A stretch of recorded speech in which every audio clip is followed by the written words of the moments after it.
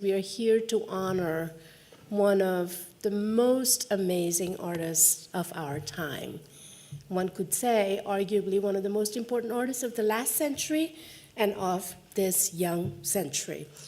He was not only the first artist that Asia Society presented, so that's the second reason why it's very important for us. He was literally the very first Asian artist that this institution presented right after being founded in 1956.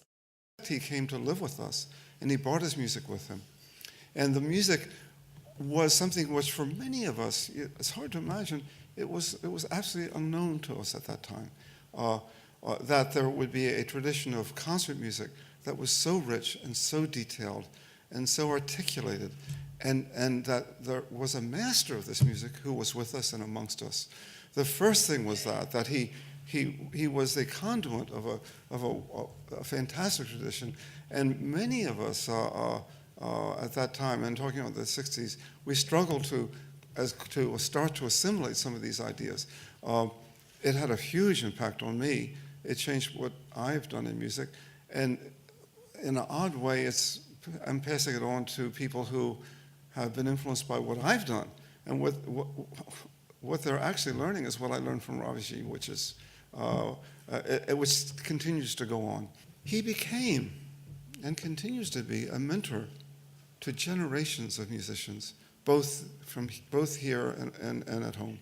Well, his home is here too, but by that I mean that from being someone who brought a musical language which we had great difficulty at first in understanding, and then finally began to understand and began to assimilate, and that has been passed on from generation to generation. And one of the great miracles and good fortunes of my life is that meeting with him, which was an accidental meeting. I won't go into how it happened.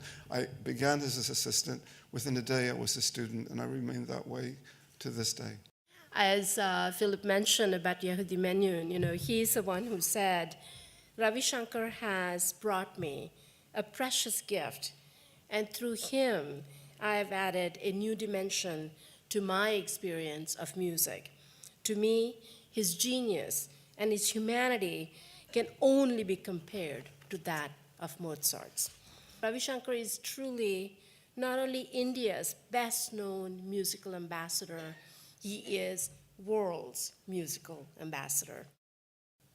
He had this extraordinary zeal and passion for his music that drove him across the world, and to just work and work and work to show an entire planet this music that he believed in so much. And if that one person hadn't done that one thing so tirelessly, then it feels like the entire course of events in music would be so different. And that's incredible to me. And what's more incredible to me is that he's still like that at 90. Thank you so much. I'm so sorry that I'm not with you tonight. Wish you all the best.